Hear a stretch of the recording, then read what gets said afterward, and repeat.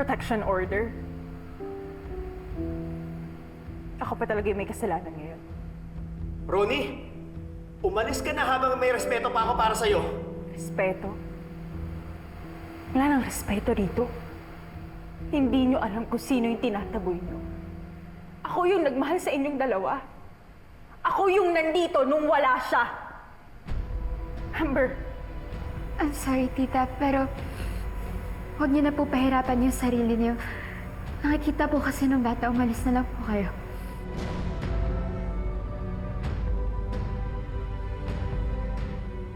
you know what's funny, Amber?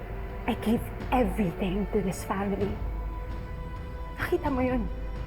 My time, my care, my love, lahat. In style pa yun, ah. I stood by you when no one else did. And now what? I'm just what? Something to throw away? Someone to ban from this house? I thought I was irreplaceable, but it turns out I was just convenient. Thank you, Will. Thank you, Amber. And thanks to you, Lorena, for making all of this possible. Pagsisisihan itong ginawa niyo sa akin. Tandaan niyo yan.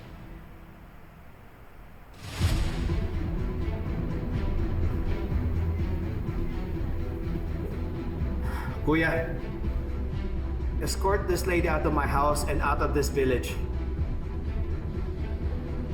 Ngayon na!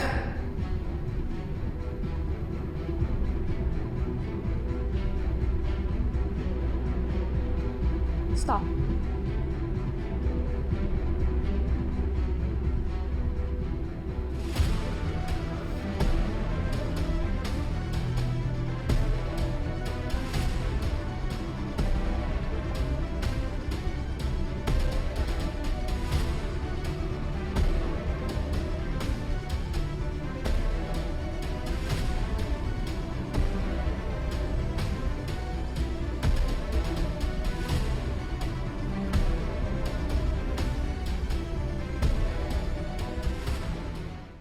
Maraming salamat po.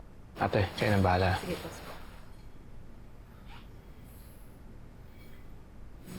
Anak, how's your breathing? Okay na po kanina pa.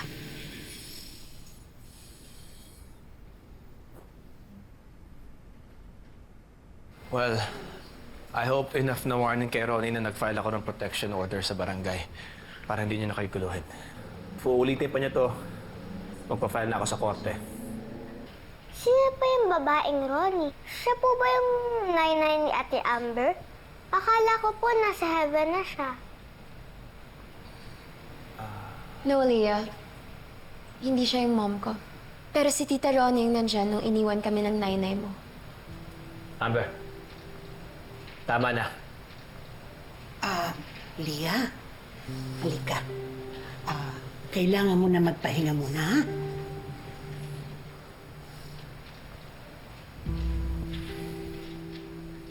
Amber, No, Dad! Tignan mo yung nangyari kay Tita Ronnie. nakita ko. She was a threat to our family. At nangyari yun dahil sa ginagawa mo sa kanya.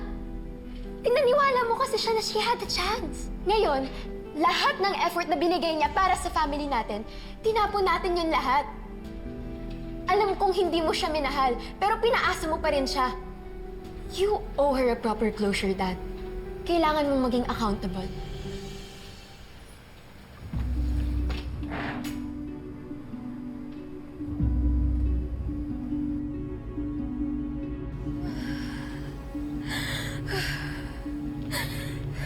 Ate, hawakan mo po to.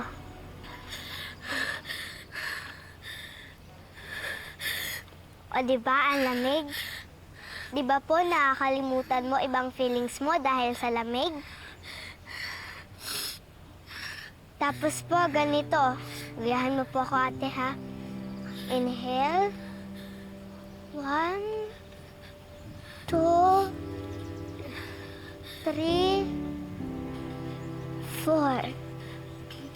Exhale. 1, 2, 3, 4. Ayan. Ginagawa po yan sa akin ni Nainay kapag nag-cry ako. Or kapag siya rin po. Kapag hindi po siya makahinga. Tulad mo po ngayon, okay ka na po, ate? Or gusto mo po tawagin ko po si Ate Janeline para sa gamot mo? Okay lang po na hawakan kita?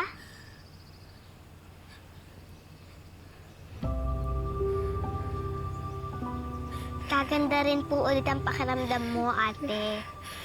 Basta, huminga lang po tayo ng sabay.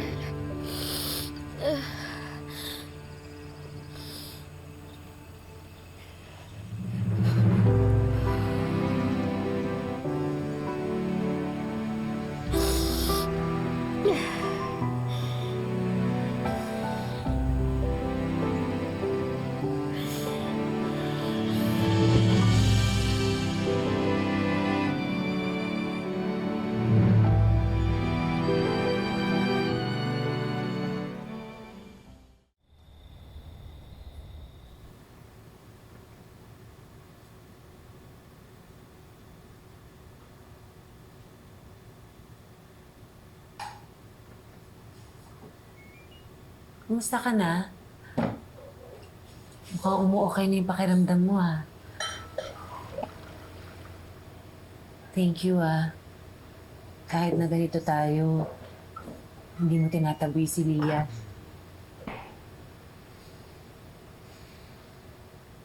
Bata lang si Leah.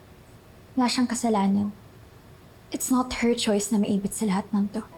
Hindi ko rin pinili to. Pero nandito na ako. Hindi na ako aalis.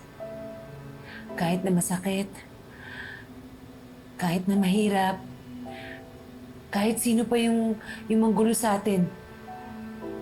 Para kay Lia. Para sa inyo ng daddy mo. Basta nandito si Leah. Kahit ibig pa sabihin nun makasama kita rito. Fine. Sana mali si Tita Ronnie na pagsisisihan namin tong lahat. Sana tama si Dad na ikaw yung pinili niya. Sana worth it lahat ng pagpapaalis na kay Tita Ronnie para sa'yo. Sabi mo di ka aalis? Sige. Sana panindigan mo yan this time. Kasi hindi ko nakakayanan kung maiwan na naman si Dad. Hindi ko kakayanan kung maiwan na naman kami.